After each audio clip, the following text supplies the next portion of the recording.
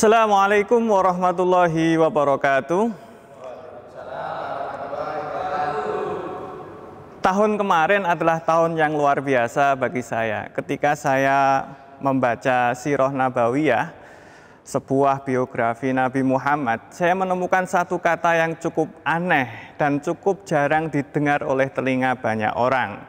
Dan minim sekali penelitian tentang kata ini. Kata ini adalah rib'ah. Rib'ah ini ketika kita menyelami kamus-kamus bahasa Arab, Al-Munawwir, atau kamus kontemporer bahasa Arab misalnya, kita tidak akan menemukan kata ini maknanya dengan cukup jelas. Kata ini memang terdiri dari ro dan ba dan a, maksud saya ain, dan cukup terdefiniasi dari kata arba'atun yang berarti 4, rubu'un yang berarti 1/4. Artinya belum ada cukup keterangan yang jelas, kecuali jika kita melihat di kamus-kamus konvensional yang cukup lawas, seperti Lisanul Arab karya Ibnu Manzur atau Maqayisul Lughah. Kata ini mempunyai arti adat istiadat, kebiasaan, atau juga yang lain. Satu hal yang aneh menurut saya adalah ketika saya melihat terjemah Sirah Nabawiyah seperti yang diterbitkan oleh Darul Falah. Dia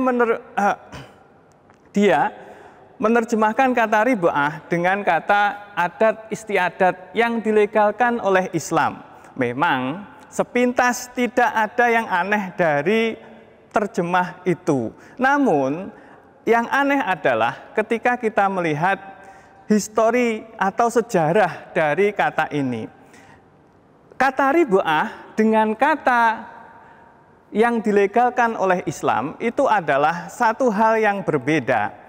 Rib'ah itu datang sebelum syariat itu turun secara sempurna. Jadi tidak mungkin apabila rib'ah itu diartikan dengan adat istiadat yang dilegalkan oleh Islam.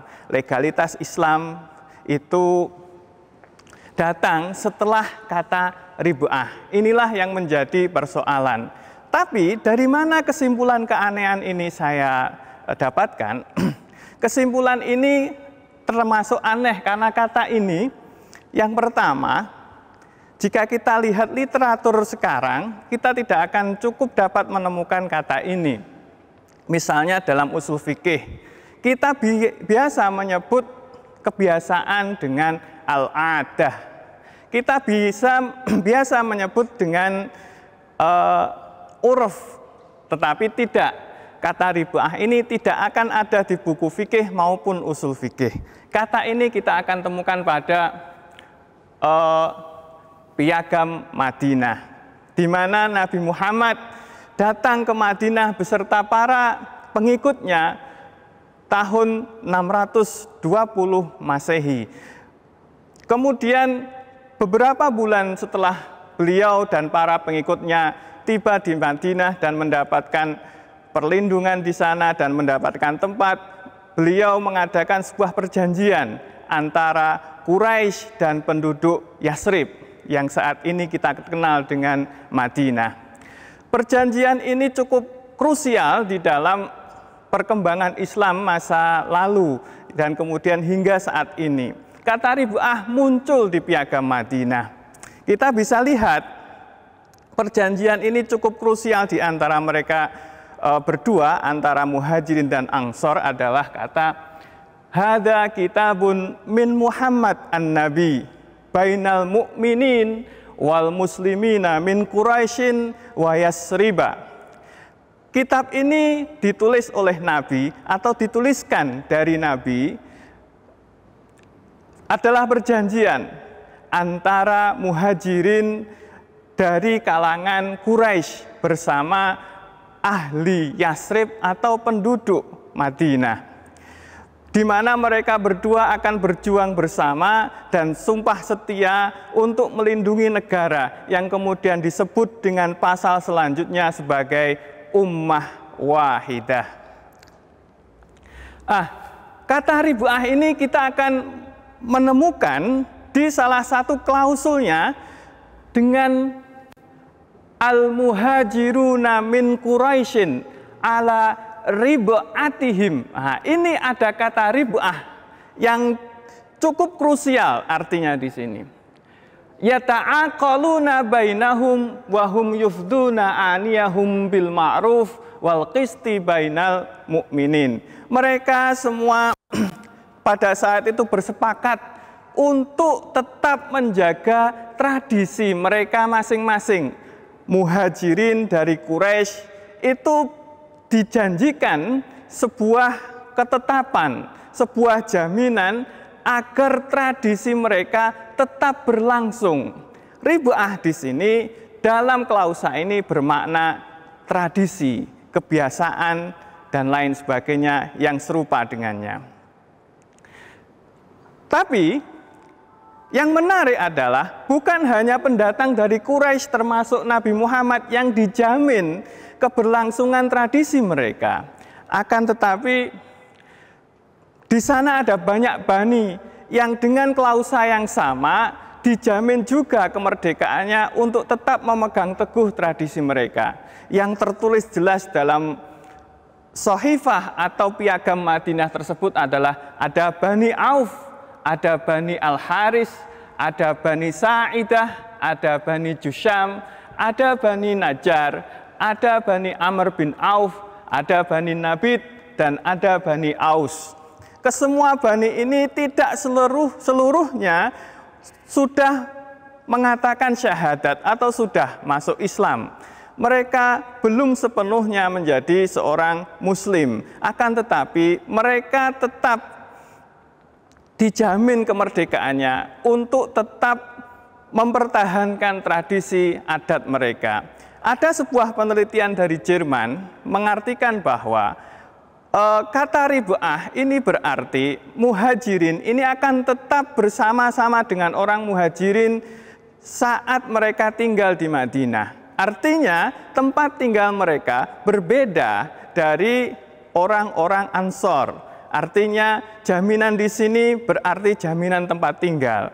Tapi ada yang lain juga bahwa ada dalam literatur yaitu kebiasaan yang baik. Ini menurut Zuhairi Misrawi. Ada hak asli mereka ini menurut terjemah dari Zainal Abidin. Ada sebuah kebiasaan menurut Hussein Mu'nis.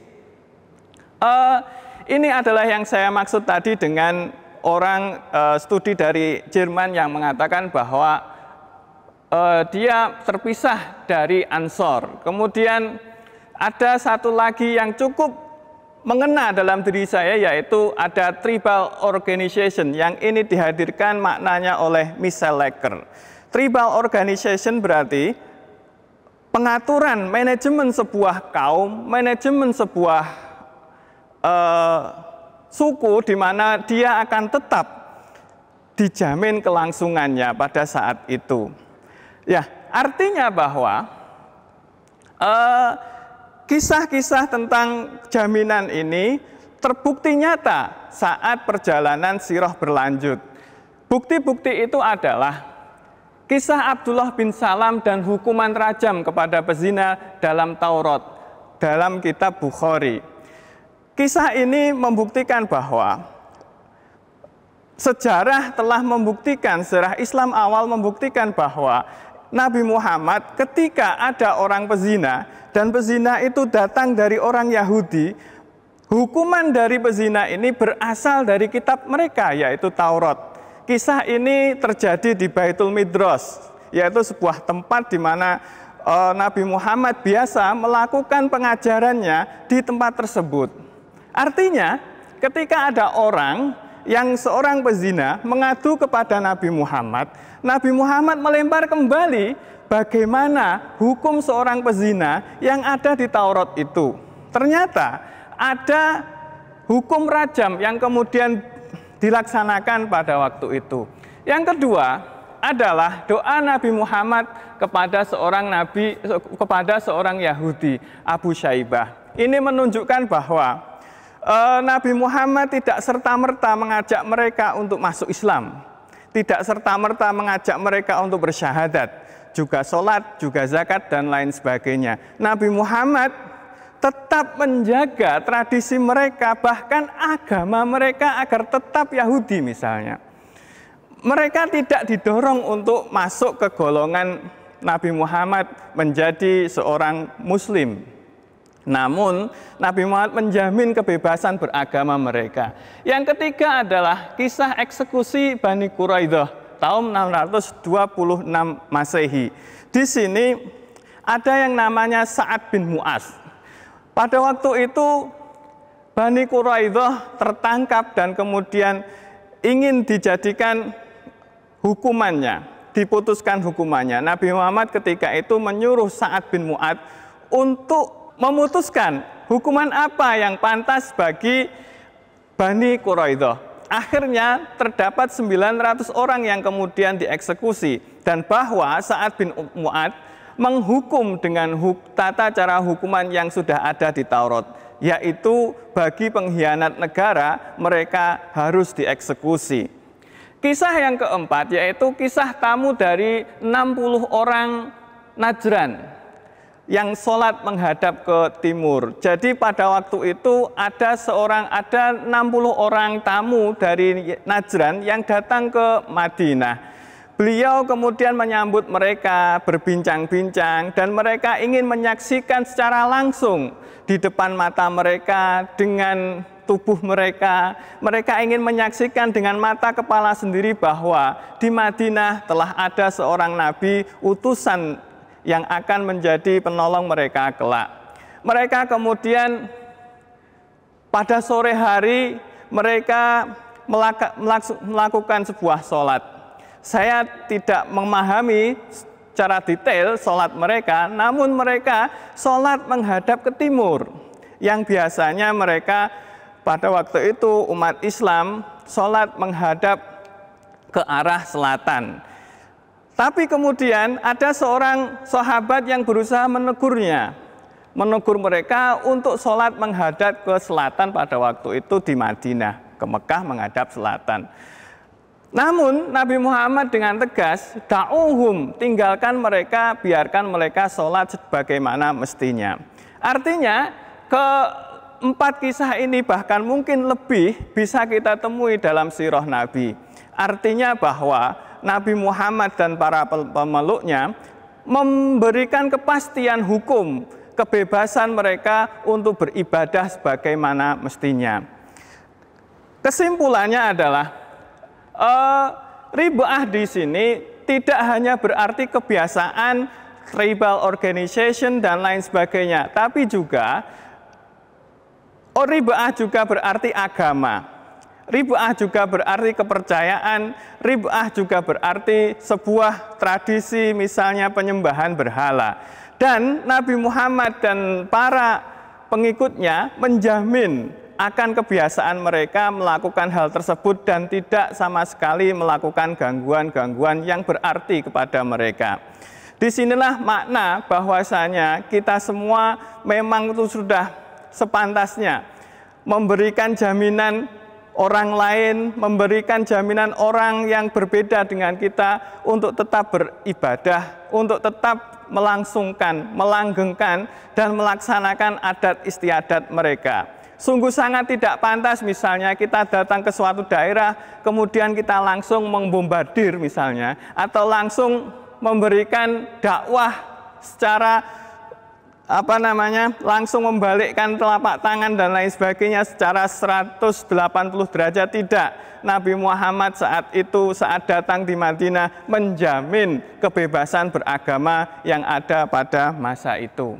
Ini adalah sebuah kosakata yang luar biasa dalam dan luar biasa maknanya untuk kita ke depan semua, bahwasanya kita harus menghormati orang-orang yang berbeda di antara kita, bahkan yang mempunyai kepercayaan, bahkan lagi Tuhan yang berbeda dengan kita. Ada ribaah dan ada ribaah. Terima kasih. Wassalamualaikum warahmatullahi wabarakatuh.